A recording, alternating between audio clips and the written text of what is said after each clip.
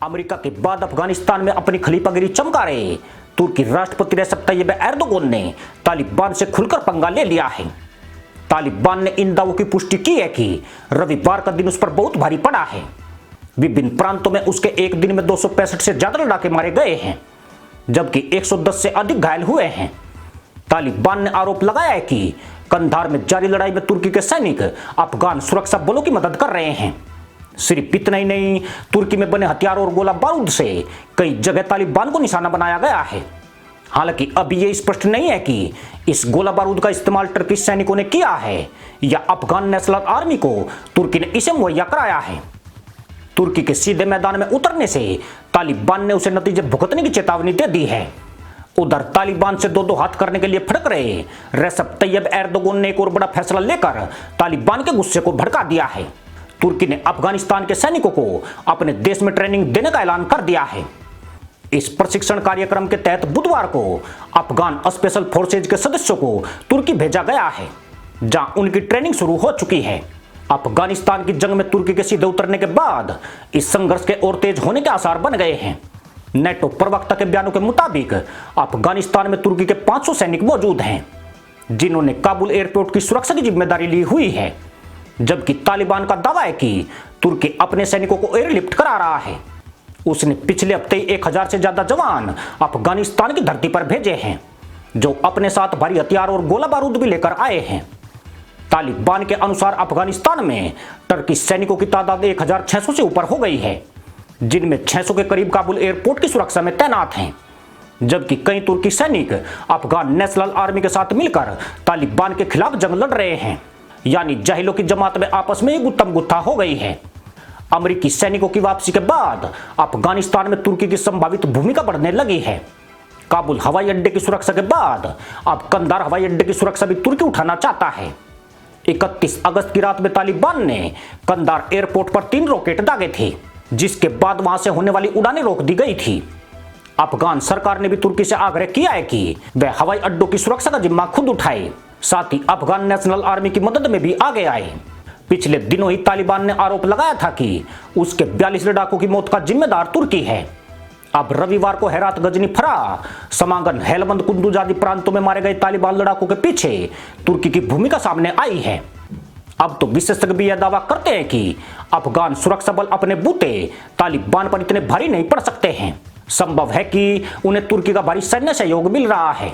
तुर्की की ओर से यह सहयोग ऐसे समय मिला है जब अफगानिस्तान में स्थितियां दिनों दिन बिगड़ती जा रही है। इससे अफगान सैन्य बलों का मनोबल बढ़ना लाजमी है। अफगानिस्तान में जलालाबाद से लेकर हेरात और कंधार समेत कई बड़े शहरों में तालिबान के लड़ाके और अफगान सैनिक आमने सामने आ गए हैं और उनके बीच हिंसक संघर्ष जारी है। इसके साथ ही तालिबान लड़ाकों ने पाकिस्तान सीमा पर स्थित बोलडाक, ईरान सीमा पर शेख अबू नसर फ्री और इस्लाम काला समेत कुछ अन्य अहम सीमावर्ती चौकी पर कब्जा जमा लिया है। अफगान सेना इन चौकियों को वापस हासिल करने के लिए संघर्ष कर रही है। हालांकि अमेरिका द्वारा एयर स्ट्राइक शुरू किए जाने से अफगान सेना के जोश में वृद्धि हुई है, पर जिस तरह तुर्की ने तालिबान की चेतावनी को नजरअंदाज करके खुल के साथ आया है, उसने उनकी जीत की संभावनाओं को बढ़ा दिया है। तुर्की की तालिबान पर कार्रवाई इसलिए भी जरूरी हो गई है क्योंकि तालिबान के लड़ाके तेजी से आगे बढ़ रहे हैं। अकेले अफगान सेना उनका सामना नहीं कर सकती है। अगर वह इसी तरह आगे बढ़ते रहे तो काबुल एयरपोर्ट की सुरक्षा खतरे में पड़ जाएगी, जिसके तालिबान के हाथों में जाने से तुर्की की साख को भी गहरा धक्का लगना तय है। अफगानिस्तान के राष्ट्रपति भवन समेत तमाम दूतावासों के नजदीक स्थित यह हवाई अड्डा रणनीतिक रूप से काफी अहम है।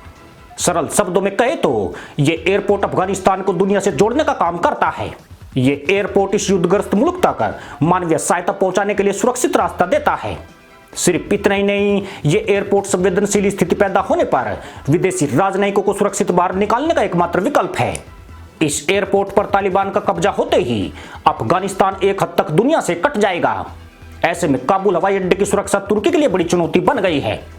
हालांकि राष्ट्रपति रेसेप तैयब एर्दोगन ने अभी तक अपने पत्ते पूरी तरह नहीं खोले हैं, मगर जिस तरह उन्होंने अफगान फोर्सेज को तुर्की में प्रशिक्षण देने का फैसला लिया है, उससे यही जाहिर होता है कि तालिबान के खिलाफ उसका संघर्ष और तेज होने वाला है।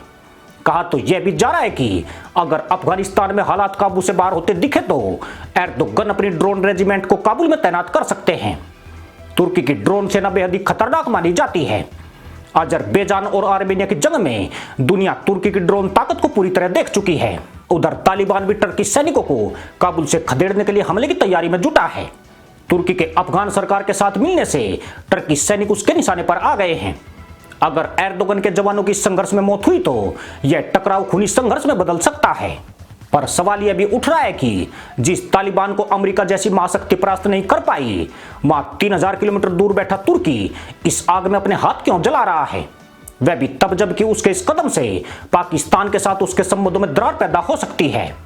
तुर्की के राष्ट्रपति एर्दोगन शुरू से ही अपनी कट्टरपंथी विचारधारा के लिए जाने जाते हैं। दुनिया में कहीं भी इस्लाम को लेकर विवाद होता है तो उनकी पूरी कोशिश होती है कि वे जरूर उसमें शामिल हो। सिर्फ चीन के उइगर मुस्लिमों का मुद्दा ही ऐसा है जिसमें एर्दोगन के मुंह से एक शब्द तक नहीं निकलता है। हाल में ही जब फ्रांस में मोहम्मद का विवादित कार्टून प्रकाशित किया गया था, तब दुनिया में अगर किसी बड़े राजनेता ने सबसे अधिक हल्ला मचाया था तो वह राष्ट्रपति रेसिप तैयब एर्दोगन थे। अफगानिस्तान में कूदकर एर्दोगन खलीफा बनने का सपना देख रहे हैं। इस खास महत्वाकांक्षा के अलावा एर्दोगन तुर्की की जनता का ध्यान भी बटाना चाहते हैं। अजरबैजान आर्मेनिया के युद्ध का असर तुर्की की अर्थव्यवस्था पर पड़ा है। यह देश आर्थिक मोर्चे पर बदहाली की ओर बढ़ रहा है। यही नहीं, कानून व्यवस्था की स्थिति भी बहुत खराब हो गई है। ऐसे में एर्दोगन धूर्त मुल्ला पॉलिसी की पीठ पर सवार हो गए हैं। वे अफगानिस्तान में शांति की पटकथा तैयार करने के ख्वाब देख रहे हैं। यानी जहां अमेरिका भी कुछ नहीं कर पाया, वहां तुर्की ने उम्मीदों के घड़े भर दिए हैं। मकसद यही है कि अफगानिस्तान को शांत करके तुर्की की जनता को एक सफलता की कहानी पेश की जाए। यही वजह है कि एर्दोगन तालिबान की धमकियों के बावजूद भी अफगानिस्तान में पैर जमाने की कोशिश कर रहे हैं। खास बात यह है कि अब तुर्की शांति वार्ता की किसी भूमिका में नहीं है, बल्कि उसने भी तालिबान के साथ सीधे टकराव का रास्ता अख्तियार कर लिया है। यानी वह भी अमेरिका के पदचिन्हों पर चलकर ताकत की लड़ाई में शामिल हो गया है, जो तुर्की के लिए और भी खतरनाक स्थिति पैदा कर रही है। इस मामले में जहां तक भारत की बात है तो तुर्की और तालिबान के बीच टकराव से भारत को इससे फायदा ही मिलने वाला है। इस विवाद में तुर्की और पाकिस्तान के बीच रिश्तों में दरार आने की पूरी संभावना बन रही है। पाकिस्तान तालिबान का समर्थन कर रहा है, जबकि तुर्की के अफगान सेना के पक्ष में आने से दोनों के बीच मतभेद और गहरे हो सकते हैं। संतोष की बात यह है कि इस संघर्ष में हजारों जाहिल धरती से साफ हो जाएंगे। इसी के साथ अनुमति दोस्तों, जय जवान, जय किसान, जय हिंद, वंदे मातरम।